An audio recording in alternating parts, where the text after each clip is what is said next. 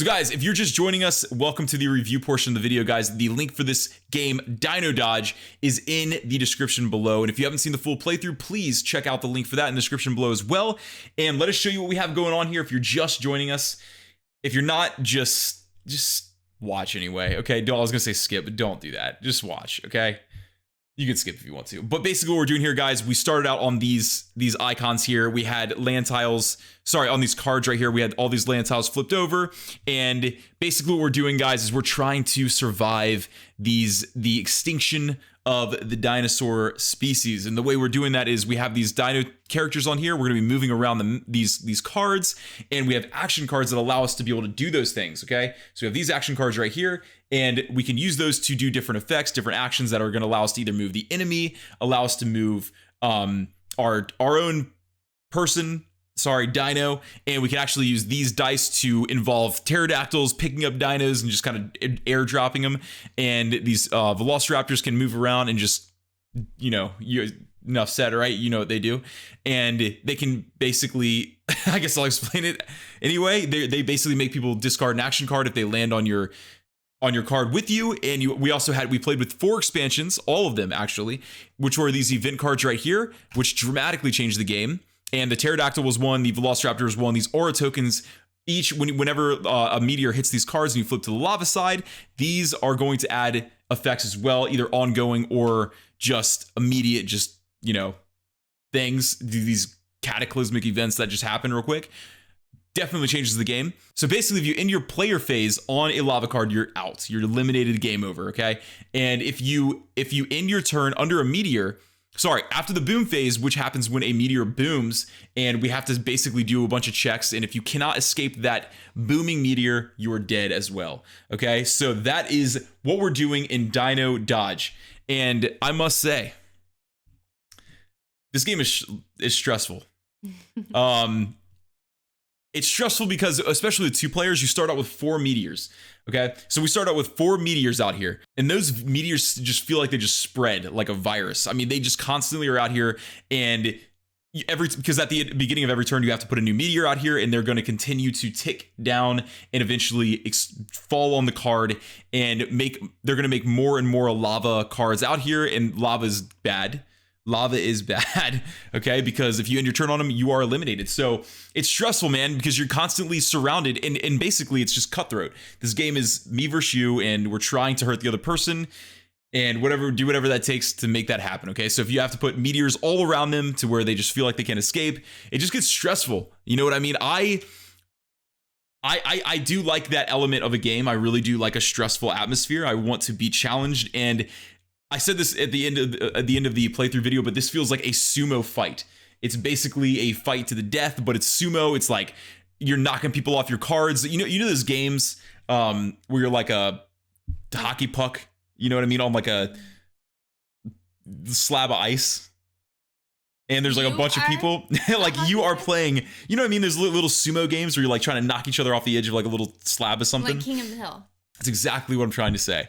So like King of the Hill type games, it feels like a King of the Hill type game where you're on this platform and you're just kind of, I see what you're saying. You're trying to like knock each other off the edge basically. But in this game, you're trying to knock each other into these like battle bots. Horrible spit. Yes.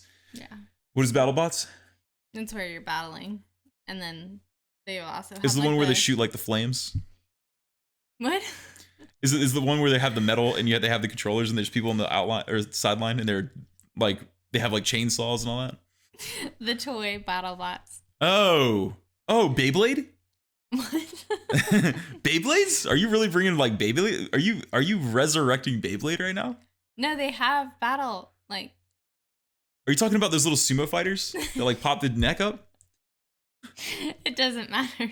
I've named every. Let's move on. Okay, so battle bots. Apparently, guys, look it up. Nobody knows what it is. So BattleBots, but I'm glad, guys, did you guys have Beyblades growing up? We had Beyblades put razors on them. What? So anyway, this felt like a fight in that arena, whatever BattleBots is, and then all the other things that everybody actually knows that I've been talking about. What is Kid City? Okay, so Kid City, why are you giving free promo? Why are you giving free plug to other YouTube channel? Because that's where I've seen BattleBots. You know they do like the fidget spinners in there. Yes. And then they have the one is like. Well, man, if you don't stop talking about BattleBots. Okay, so guys, nobody knows what's happening anymore, but let's get back into this game. Now, what I liked about it was like the sumo fight, okay? I also loved being able to use, so this is what's great about the game. There are very simple cards here, right? They have an action name on them, which is super easy to remember. Like you don't really have to even look at the rules very much to understand this game, right? Now, you have to look at the rules a little bit for certain details because I did that pretty constantly through the playthrough video just because I was one of the first times I played, right? And so I had to look at the fine details, the little fine print. But other than that, you never have to look at the rule book. Other than things you have to look at the rule book for, you never have to look at the rule book. So you have these words on here and they're going to be your actions, okay? That's very, very easy to remember and very easy to use. And I love that about it. Now there's also icons which bring the level of strategy a little deeper. And those are going to be used for other aspects of the game. Okay, so I love the ease of that. So I love the ease. I love how they made the cards very easy to understand and read. I mean, there's really no boom. You know what I mean? Like you can't mistake that, right? So it's very easy to. It's very intuitive, is what I'm trying to say. It's a great word to use. And not like for me, I'm saying in life, intuitive is a great word to use. It's just a good word. Keep it in the bank, okay? So I love that there's like an ease of gameplay here, right? You only have to play probably once or twice and you are going to always know what to do in this game. And there's not a lot of different actions, but the actions you can do are easy to remember as well because they're all in the cards. These are basically your player aids right here. And you have a couple other actions you can do like land effects that you have to remember, but there's only 4 icons for that. It's not very hard to remember. So yes, I love the elegance of that in this game. What did you like? I would actually I liked the game, but I would actually like to try just the base game. Yeah, without just to see how much strategy can actually go into it. I feel like if you ease up into the expansions, it may be a little easier and may not end as quickly for myself. I think that is a mistake I made a little bit because I kind of just threw all the expansions in there, and that's a little bit overwhelming. However, we didn't really have to interact too much with them. I think, well, yeah, because like these aura tokens, we had a lot of those coming out, and it did get kind of hot pretty quick. So yeah, the best way to play this, and they actually suggest in the rules, they say play the base game, understand the core mechanics, and then introduce maybe one at a time. But I put on all the sauce. You know what I mean? I'm a sauce. I like sauce. I'm a sauce guy. Okay, so I slapped on all the sauce, and I just wanted to see the game at its full potential. And it ultimately kind of backfired because I didn't really get to experience the game at its full potential because it ended pretty quickly. However, it was still. I mean, there's still a lot of mechanics we got to see, which was really cool. And I can see, like, I really wanted to use this pterodactyl to pick up your dino and move him to a space where you're basically trapped. And yes, so, but another thing is it ended pretty abruptly. However, I think it would go on a while because you always have chances to draw these cards. The only time that you're going to basically be in trouble is if you've played all these cards and then you're on this under a booming meteor. What is that called? That was called Deadly Impact. Yeah. So yes, this game has, and it is deadly. It is. Spoil it. Well. Yeah, they already know.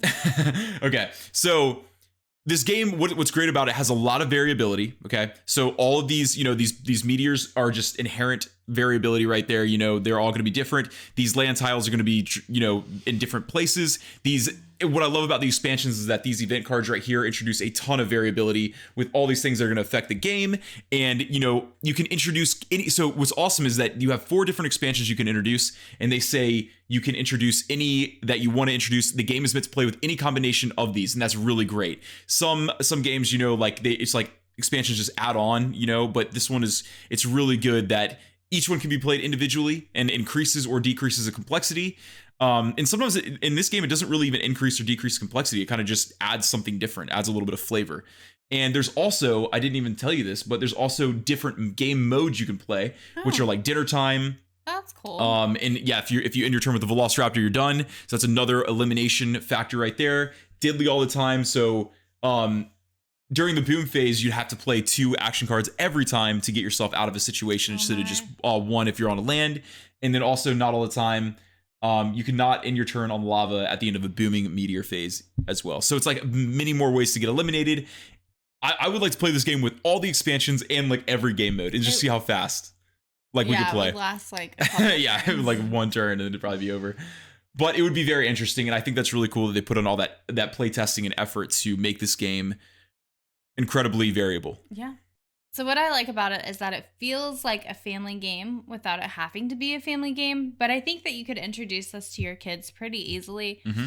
I think it's a simple, it's pretty simplistic in like the way that it plays. Mm-hmm. But of course, with all the expansions, it can get a little bit more strategic. But like the meeples are awesome. The illustrations would be fun for kids. And I love that since we have 3 boys, we actually keep some of our games that we don't necessarily like just so that we can introduce them to them later on because we want them to be gamers. Yeah. So we need other ways to get the aggression out besides stick fights. So this would be a good way to get everybody here and taking a, be a little competition, Yeah. That'd be fun. And also, as the board fills up with more players, it's going to be dramatically different as well. We played the 2-player game, and so there's a lot more freedom there. If there really was, but if there are 4 people, can you imagine? I mean, it's going to constant bumps, bumping everywhere, moving everywhere, all these things. Everybody's going to be stressed out. I think that is where the game would shine, would be with more people, where this is just filled up and it's just a lot of traffic. It'd probably be a really good party game. Yeah. You could play this as a party game, 100%. Mm-hmm. And like she said, it's great that you can introduce this. You could like bring your kids in here and not have any expansions if you don't want to, if you feel like they're not ready for that, and have a good time and make it like a little sumo fight. And you can play a couple times over. And then as they get a little older, you could introduce all the expansions, make it a complex game, or you can just play without the kids and make it super complex. Right. Or you can play without the kids and make it, easy. Whatever you guys want, whatever floats your boat, whatever you guys like. Okay. And yeah, so very cool.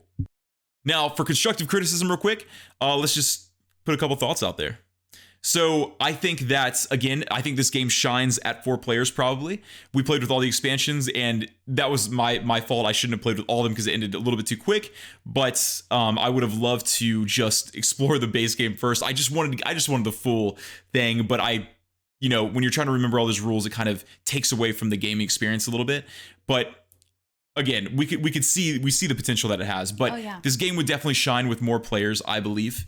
And it's cool though that I think they realized with 2 players it could be a little bit open. Mm-hmm. And I mean, you do have cards like this bump, move enemy and bump, that affect them from a distance, affect them from afar, which is good. But I think they realized that it gets a little bit open with just 2 people, and that's why they introduced these things right here and all these different icons, so that or these tokens and components, so that it always is very dynamic. I'm really excited to play this with our kids. Yeah, I know. Yeah, seriously, get the kids in here. And I don't know if they're quite there. No, they're not. They're not quite there, but they're going to be soon. It's probably like 8, maybe like 6, 7. Probably 6 or 7. They're getting to that point where we can play some games, which is awesome. But this would be one of the first that we'd introduce. It's just a perfect experience. What's really cool is that it has a lot of room for expansions as well. I mean, you could add tons of dinos. The ones they added are great. The art is amazing. And so there's a lot of expansion opportunity here for this game. So, you know what? Break it out, family night, or when you have people over and have a good time. Yeah. All right. So thank you guys so much for watching. This is Dino Dodge again. The Kickstarter link is in the description. And if you guys have not seen the full playthrough, it is in the description as well. See if it's something you'd like for your family or your friends. And if you feel like this YouTube channel is something for your family or your friends, please click the subscribe button and please like this video if you liked it. And we will be back very, very soon. Thank you again to Blue Gear Games for sending us a copy to review and have a great time with. And have a great day or night wherever you are. God bless.